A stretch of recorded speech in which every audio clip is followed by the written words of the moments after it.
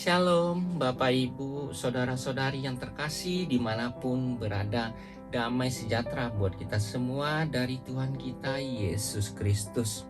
Seperti biasa setiap hari kita merayakan pestanya orang-orang kudus, supaya dengan mengikuti kisah mereka kita jadi semakin dipertebal iman dan keyakinan kita terhadap Tuhan kita Yesus Kristus.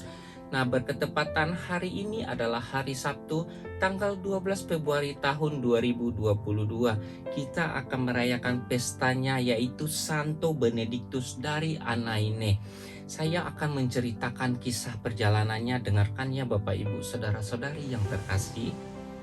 Nama kecil Santo Benediktus dari Anaine adalah Witiza.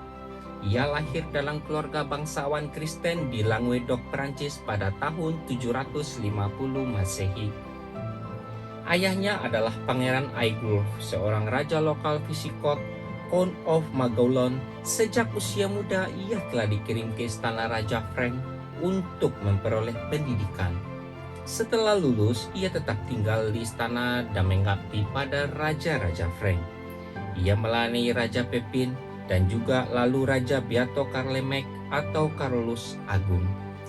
Witiza turut memimpin Frank dalam kampanye militer Raja Carlemek ke Italia di tahun 773 Masehi. Ia nyaris tewas dalam penyerbuan tersebut karena tenggelam di sungai Ticino dekat kota Pavia. Pengalaman dekat dengan kematian ini menyadarkan Witiza akan kefanaan hidup di dunia ini. Setelah pertempuran usai, ia memutuskan untuk meninggalkan kehidupan duniawi dan memberikan dirinya sebagai pelayan Tuhan. Witiza lalu keluar dari istana dan menjadi rahib di biara Benediktin Santo Siene, Dijon. Witiza kemudian memakai nama biara Benediktus seperti nama bapa pendiri Ordo Benediktin.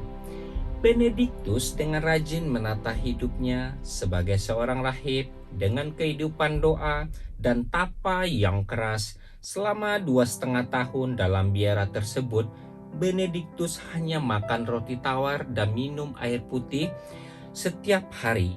Ia tidak mengenakan alas tidur beralaskan tanah, dan menghabiskan setiap malam dengan doa dan meditasi.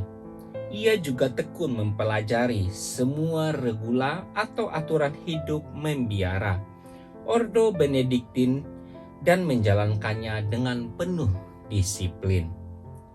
Ketika Abbas biara Santo Siene meninggal dunia, para rahib segera memilih Benediktus sebagai abbas yang baru. Tetapi ia menolak pilihan tersebut.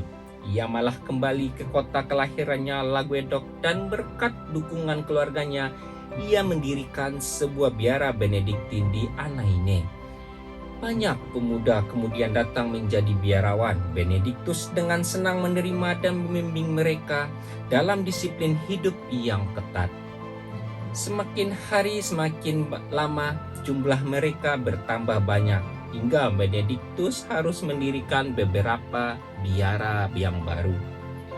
Ketika Raja Louis Pius naik tahta menggantikan Raja Carlemek, Louis segera meminta Abbas Benediktus menjadi pembantunya di istana.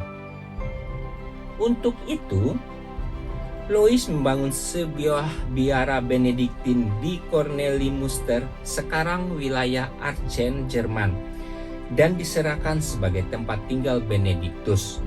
Raja Louis juga menugaskan Benediktus untuk memimpin dan memperbaharui semua biara yang ada dalam wilayah kerajaan. Demi tugas tersebut, Benediktus selalu menyelenggarakan sidang dewan para abbas dari seluruh di wilayah kerajaan pada tahun 817 Masehi. Sidang yang digelar di Aachen tersebut menghasilkan Codex Regularum, aturan dasar hidup membiara yang disepakati bersama.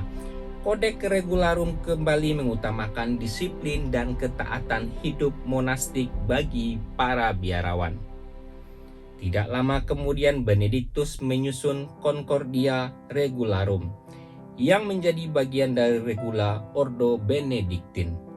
Gerakan pembaharuan Benediktus kemudian hari terbukti membawa para rahib dalam kesucian hidup, membiara dan menempa mereka menjadi hamba Allah yang kudus. Sukses ini menempatkan Benediktus sebagai seorang tokoh penting dalam sejarah kehidupan monastik di Eropa. Benediktus tutup usia dengan tenang di biara Benediktin Corneli Münster pada tanggal 12 Februari tahun 821. Nah, begitulah kisah cerita singkat Santo Benediktus dari Siena.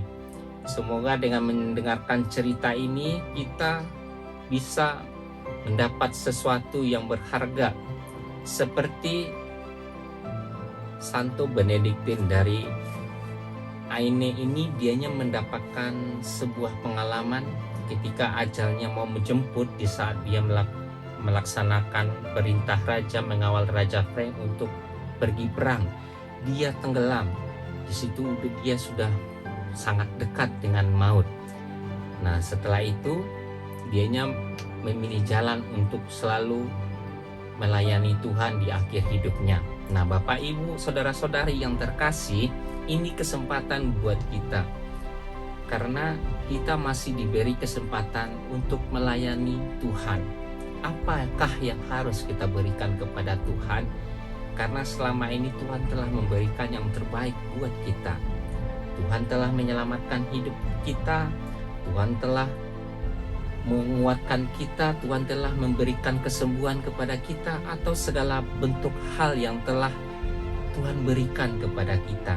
Nah, inilah saatnya kita kembali lagi kepada Tuhan untuk mengucap syukur dengan menjadi sesuatu yang berharga buat sesama, terutama kepada Tuhan kita.